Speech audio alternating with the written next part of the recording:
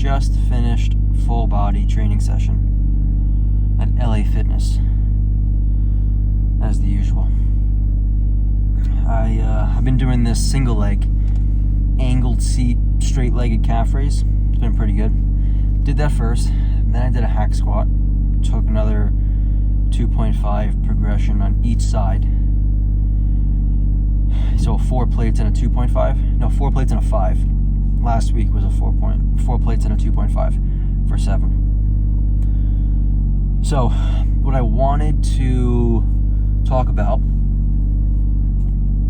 is that you don't grow muscle in the gym. You actually break down muscle. You're not building, you're stimulating.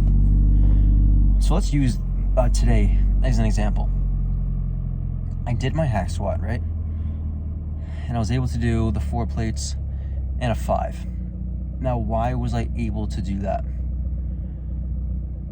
Because the last session stimulated enough to super compensate and put on a little bit more muscle tissue. I mean, if we were to measure this, it's microscopic. But also some nervous system adaptation, probably. I'm putting 2.5 on each side. Now, that doesn't mean I've added 5 pounds to a bench press, for example. You know, if it was, because it's an angle. So let's say it was even half. I'm adding 2.5. So I'm adding 2.5 pounds to, if it's 4 plates on each side, let's cut that in half. Let's say it's 405, the sled is 45, so it's basically a bar. Let's cut it in half, 202.5. Let's just say 200. I've added 1%. So it's like doing a 100-pound bench press and adding 1 pound total. So in a hack squat, since it's one of the few things that is actually angled, it's not fully vertical, pretty much everything else is vertical or works with gravity, then so that's the only one that you can maybe add a little bit more. There's more weight total as well. But anyway, I didn't grow muscle with that set today. Right now, my legs, my quads specifically, the muscle is damaged. So the rest of the time until I do that again is when the muscle will first recover, come out of the hole that I've dug it in. So it will come out. And then if the stimulus was enough, if the stress was enough, if your genetics are built for survival, if you're running from a lion, if your body is of higher genetic superiority than others, then you will supercompensate and survive. That's where it comes back to. If we were to go back to cavemen, you know, that type of shit. We live in modern times now, but we forget that it's all about survival. So if you have good enough genetics, you will cause enough stress, right? You will adapt. If you don't adapt, you were the one that got eaten by the lion.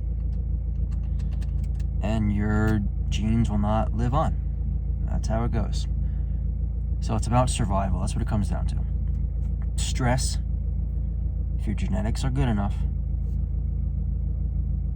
everybody will grow muscle. It just depends on how much will you grow, and that's the biggest thing. How fast will you progress? How big can you get? You know, there's other things. Myostatin, which I think, if you've ever seen a picture of those cows that look like Ronnie Coleman times 10, those are like myostatin inhibited cows or whatever they did to that. Some type of fucking scientific experiment they did. Kind of fucked up, but looks insane. Just look it up. Myostatin inhibited cows, muscle on muscle on muscle. It's pretty insane. But Anyway, you don't build muscle in the gym, you break it down. If you don't send a strong enough signal, if you don't get to that last rep or couple of reps where the reps are pretty hard and they slow down, you need to get enough tension under the fibers to recruit the biggest fibers, which have the most amount of potential to grow. The type 2 fibers. I think there's 2 types of type 2, but type 2, the bigger motor fibers that kick in at the end. It's like tug of war. All the little guys are going first, and then when you need some more support, the big dogs come in and they help pull. That's the last couple of reps. And they have the most potential for growth. So you want to stimulate the ones that have the most potential. Makes sense, right? Get as big as you can, as fast as you can. So that's the video that I wanted to put out. It's what I've been thinking about. I think it's good to understand the science behind the lifting, not just be oblivious to the process.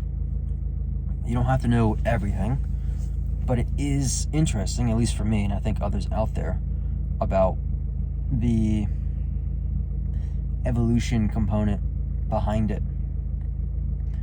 You know, what's really causing muscle growth? It's the food, it's the sleep, but the signal, the stress needs to be high enough. And I think it's those last couple of reps. I personally go until that last rep, pretty much for everything. But if I didn't do that last rep, you got to be stimulating something on those last couple, right?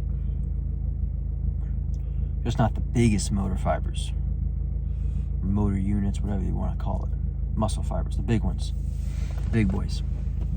So, something to think about.